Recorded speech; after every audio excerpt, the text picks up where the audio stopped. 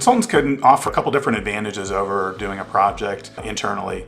The first is you're getting a fresh perspective, but it's also a perspective that is including a bias towards analysis over internal debates. So a lot of companies get stuck where they kind of argue across the meeting table and never really make progress, whereas we come in with a framework, we apply information, we've got a fresh, kind of unbiased perspective, and so we can move challenging issues forward and get to a decision point, whereas a lot of companies kind of get stuck because it ends up just people arguing about what should we do.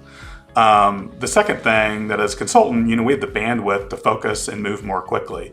Especially in the mid-market, executives have a day job, and it's really difficult to get the time to focus and the bandwidth to move a project forward.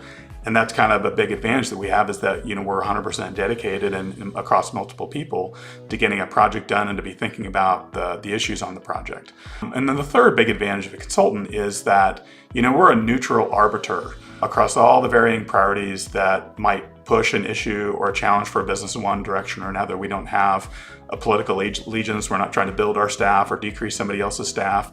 The politics don't really come into play, especially in the mid-market.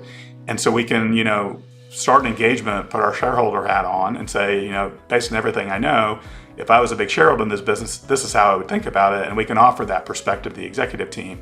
A lot of times, depending on what the challenge is, it can come with a biased perspective if it's evaluated internally. Internal teams absolutely have a very important perspective, but in many situations, it can be helpful to know that the people kind of guiding the process are coming in with kind of a neutral, unbiased perspective.